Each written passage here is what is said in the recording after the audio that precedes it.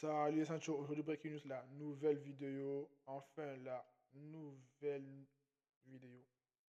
Salut Sancho, aujourd'hui Breaking News, la nouvelle vidéo. Paul Dena, il va combattre en main event sur la carte des Hexagone Paris le 9 janvier 2026. Il va combattre contre un Brésilien, un boulanger brésilien, Santos. Il a deux victoires, deux défaites.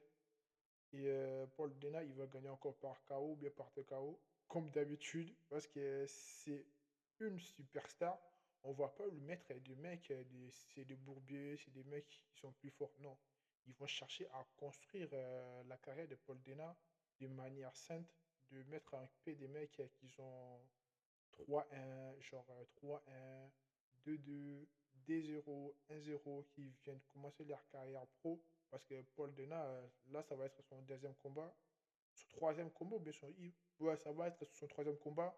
Il a fait la première combat, il avait gagné par KO. Et la deuxième combat, il avait gagné par TKO. C'était au Zénith de Paris. Il était en main event. Et là, il revient encore en main event. Et tant que le mec qui va vendre beaucoup de billets déjà, je vous dis la vérité, parce que sur son dernier combat des Hexagones ici à Paris, il y en avait énormément de stars. Il y en avait Morgan, il y en avait des stars, les stars de l'UFC, il y en avait Zola, il y en avait plein de gens et tout, et c'était juste incroyable. En plus, j'étais là, j'ai assisté sur place. En plus, Théo, il était sur la carte et tout. Il avait gagné par KO. Et là, ça va être juste une banger. Ça va être juste une bagarre. Après, moi, je préfère aller regarder Ares Transit en Nice parce que là-bas, la carte, ça m'intéresse beaucoup. Il met pas genre de boulanger en main event et tout, tu vois. Il met pas des mécaniciens, des pâtissiers et tout. Il met vraiment des mecs, c'est des bourbiers et tout, tu vois. Il donne à Virgile et tout, des mecs, c'est des bourbiers en fait. Parce que moi, je vais aller regarder Ares Transit. Parce que là-bas, ça m'intéresse beaucoup. Malgré tout, Nice, c'est trop loin.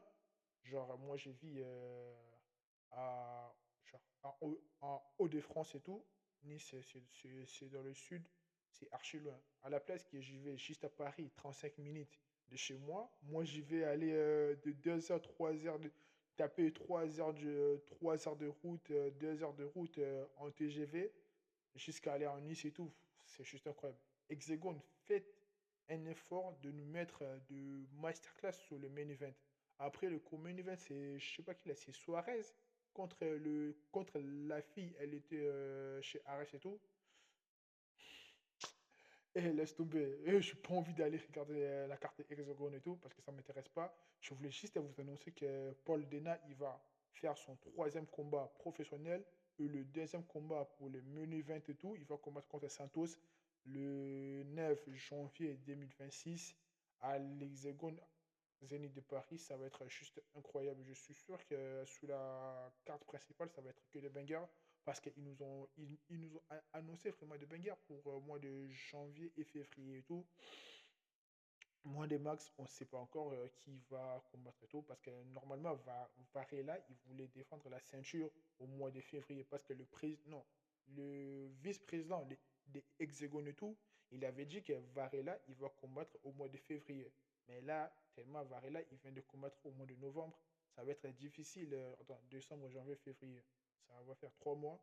Ça va être difficile de voir Varela il combattre au mois de février. Je suis sûr que Varela, il va combattre sur le demi-finale. Ils vont combattre sur le demi-finale. Après finale, ça va être ça. Et il va combattre, je crois qu'au mois de mars, ou bien au mois d'avril et tout.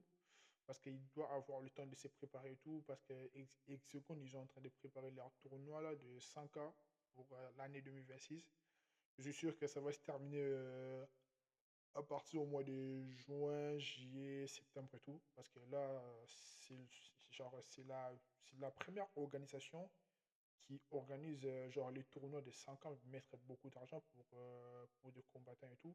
5 ans, c'est déjà beaucoup. Déjà, laisse tomber. Je sais pas comment ils vont payer leurs combattants. Après, je me demande à chaque fois les tournois, comment ça s'est passé tout, parce que je ne sais pas comment le tournoi, comment ça s'est passé tout. Parce que mettre les 5 ans pour 4 catégories, déjà, ce n'est pas des LOL. Ce n'est pas des LOL. Malgré tout, Hexagon, ils ont beaucoup d'argent et tout. Ils ont vraiment beaucoup d'argent.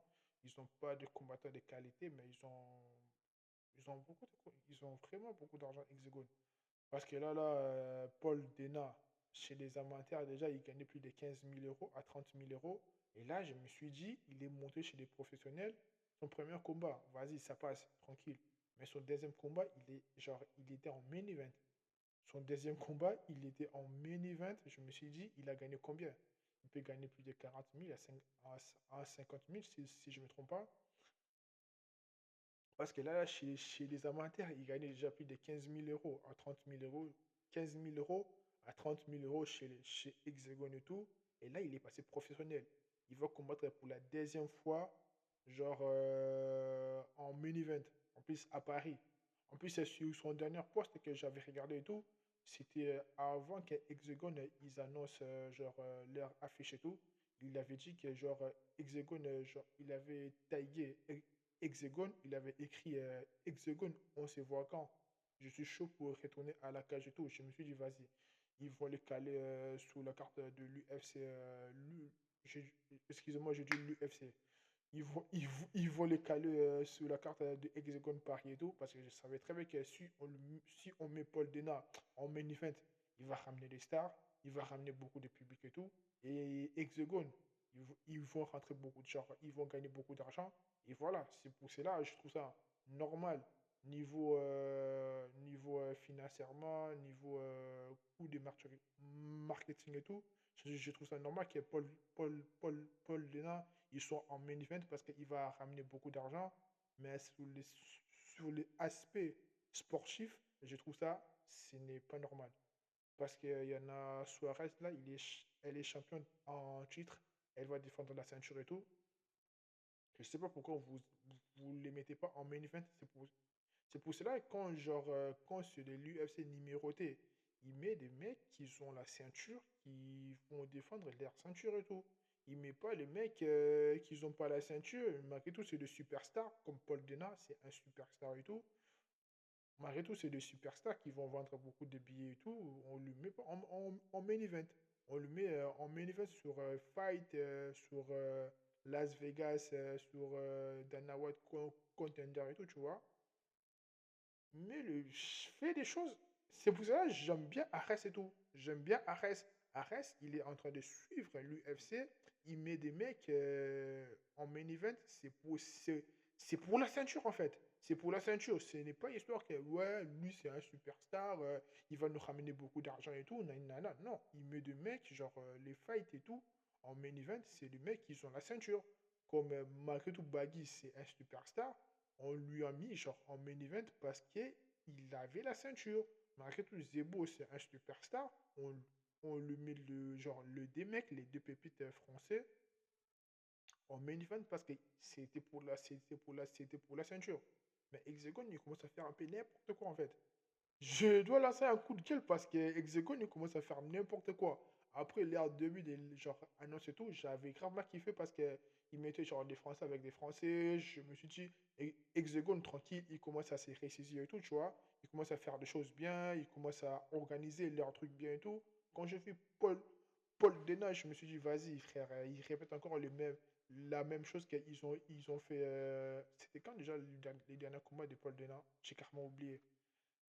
Ils ont répété encore la même chose que j'avais lancé déjà un coup de gueule déjà bien avant et tout. Et là, ils ont encore répété ça pour la deuxième fois. Je suis sûr que pour la deuxième édition des Zénith de Paris encore en 2026, ils vont refaire encore la même chose.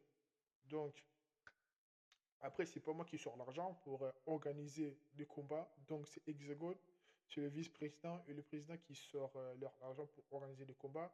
Ils sont obligés de mettre la tête d'affiche les mecs qui vont ramener beaucoup de public, qui vont ramener beaucoup de sponsors, qui vont beaucoup vendre les billets sur les réseaux sociaux, faire la pub, faire les trucs et tout. Tu vois, c'est comme ça se passe dans le monde sportif. Et là, il y en a plus histoire ouais, tel mec il mérite et tout. Non, là c'est la comment je peux dire, le mec il est le plus populaire, on va le mettre devant comme pas du Pimbulaire déjà, on lui met devant parce qu'il est il va vendre beaucoup de billets, c'est le mec on va le pousser pour qu'il devienne la superstar et tout. Mais dans l'UFC et Hexagon et tout, ce n'est pas la même chose parce que l'UFC, c'est un peu top numéro un. L'Hexagone en France, ils ont même pas troisième. Je vous dis la vérité, l'Hexagone en France, ils ont même pas troisième, wesh. Malgré tout, pour moi, je me dis toujours, en France, numéro un c'est Ares. Numéro 2 je peux mettre Hexagone. Après, numéro 3 c'est de petites clubs et tout, truc et tout, de gauche à droite. Mais on va faire avec. Et les ceintures, n'oubliez pas de liker la vidéo, partager, abonnez-vous, mettez les commentaires, mettez la pouce bleu, c'est tellement très important pour moi. Ça me donne beaucoup de courage pour faire des analyses, pronostics, des breaking news, aller faire genre la PZ officielle, la conférence de presse, aller faire des vidéos et tout. C'est que vous aimez, c'est que vous kiffez. Et en retour, je vous demande juste abonnez-vous, likez la vidéo, partagez. Mettez les commentaires, je réponds à tous vos commentaires négatifs, positifs, des critiques, je réponds à tout. Et là, je suis sûr que vous m'entendez bien parce que j'ai bien arrangé le micro et tout, parce que c'était très important. Il y en a des gens qui déclaraient et tout, ouais, quand tu parles et tout, le micro, ça bègue un peu, ça crache un peu, il faut que tu parles un peu fort. Et là, j'ai bien arrangé tout. Et donnez-moi la force, on va monter ensemble. Quand je vais devenir monétisé, je vais vraiment vous régaler, les Sancho. Je vais vous régaler. Je vais bosser comme un esclave, mais pour vivre comme un blanc. On s'attrape les Sancho.